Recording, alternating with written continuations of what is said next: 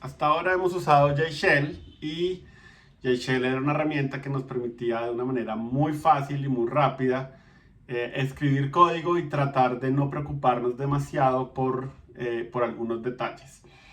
Pero en la medida en que vamos haciendo ejercicios más y más complejos, creo que es importante tener una herramienta que sea un poquito más robusta. Entonces, vamos a ver lo que es un IDE, específicamente el IDE Eclipse.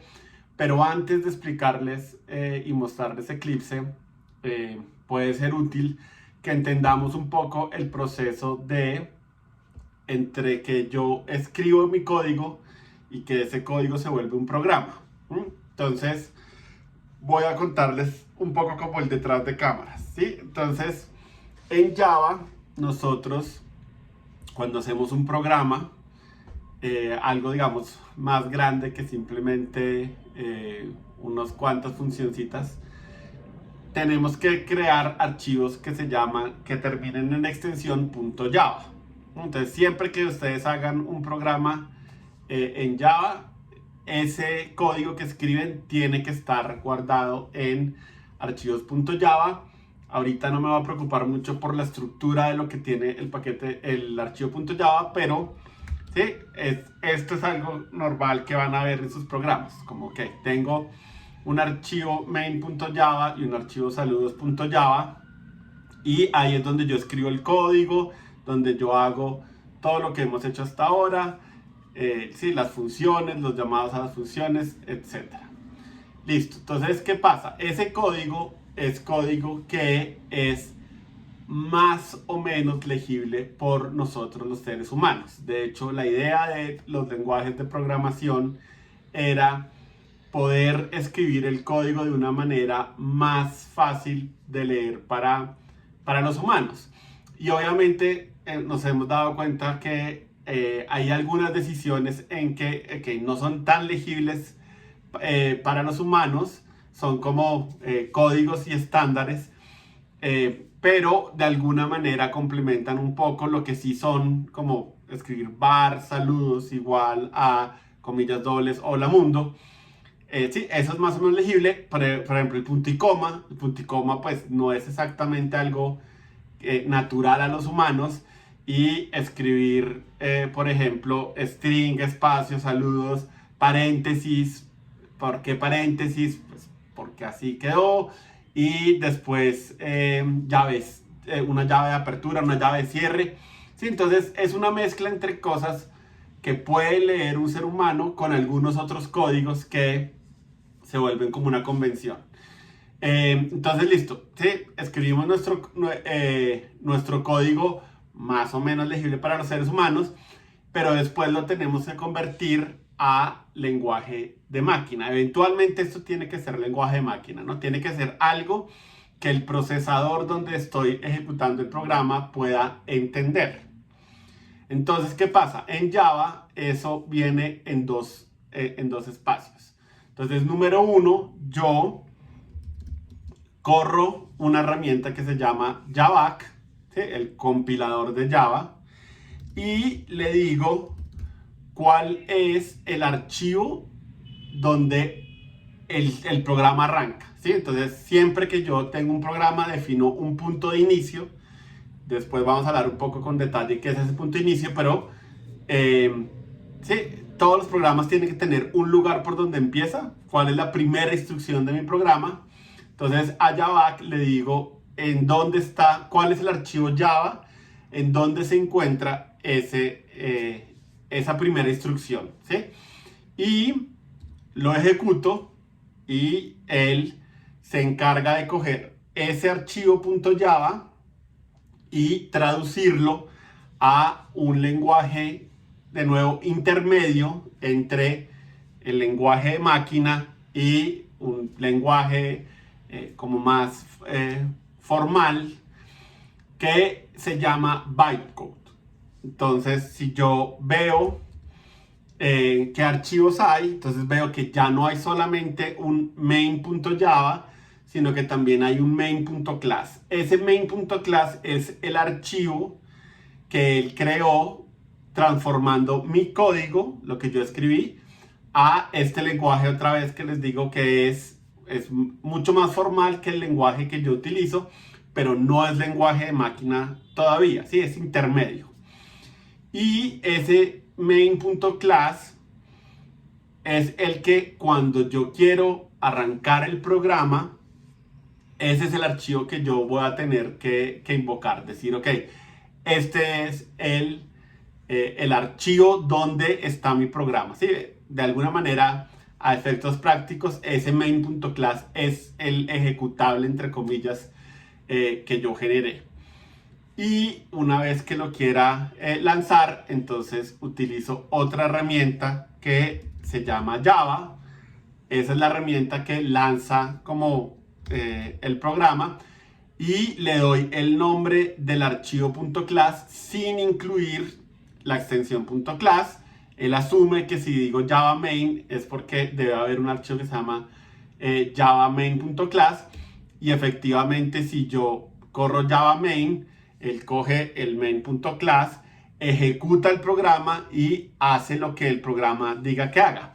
Ese programa puede ser tan sencillo como escribir hola mundo, pero también puede ser un programa que pinte algo en la pantalla, coja un video y lo reproduzca. Puede ser un programa que vaya y se conecte con otros aparatos y lance un cohete a la luna. Cualquier cosa que el programa haga, pues Java main es lo que lo arranca. Y de nuevo, ¿por qué main? Porque el archivo se llama Java main.class, porque cuando compilamos el archivo fuente original se llamaba main.java. Y como les digo, vamos a ver la estructura básica de eso después, pero usualmente es recomendable que el archivo de inicio de un programa se llame main, para que para todo el mundo sea claro y obvio qué es lo que hace ese archivo. Ahora, como ustedes se pueden dar cuenta, mi programa inicialmente tenía dos archivos Java, main.java y saludos.java. Entonces, en la medida que hacemos código, es muy buena idea hacer varios archivos en donde cada archivo guarde funciones que tengan una funcionalidad específica. Entonces, por ejemplo, el archivo saludos.java es un archivo donde hay funciones que se relacionan con generar saludos, y main.java pues es el punto de entrada de mi programa, pero están separados pues para que sea más fácil de organizar mi código, ¿no? Una vez que yo corro Java main.java, entonces lo que pasa es que el compilador se da cuenta que main utiliza el archivo, las funciones que están en saludos.java, y por eso es que él también crea un .class para esa clase que yo escribí, para ese archivo que yo escribí, ¿sí? Entonces, después de ejecutar javac, lo que va a pasar es que él coge mi archivo de entrada y cada vez que encuentra que ese hace referencia a otro archivo, pues va también y lo compila, y efectivamente al final genera todos los .class que hagan falta. Y ya una vez que yo hago Java main, entonces eso arranca lo que se llama la máquina virtual de Java. La máquina virtual de Java coge ese archivo .class inicial, lo empieza a ejecutar, y en la medida en que hay una instrucción que debe ir al computador, entonces Java transforma eso, ¿sí? Lo interpreta en ese momento, lo convierte en lenguaje de máquina, y es el programa el que se encarga de transmitirle al sistema operativo cuál es la instrucción que yo quiero ejecutar en el programa. Por ejemplo, quiero imprimir a la terminal, y así sucesivamente la máquina virtual completa una instrucción, coge la siguiente, la completa, sigue, y así hasta que el programa se acabe, ¿sí? Entonces, esa es básicamente la manera en que mi código se termina transformando en lenguaje de máquina, ¿sí? Yo escribo mis archivos .java que se pueden comunicar entre ellos, después compilo ese punto de entrada, el compilador compila no solamente mi clase, sino todas las clases a las que estoy haciendo referencia, las convierte en archivos .class, y después ejecuto Java para arrancar la máquina virtual. le paso de nuevo el nombre de el archivo .class que tiene mi punto de entrada y él se encarga de ejecutar todas las instrucciones que están ahí en el programa hasta que termine.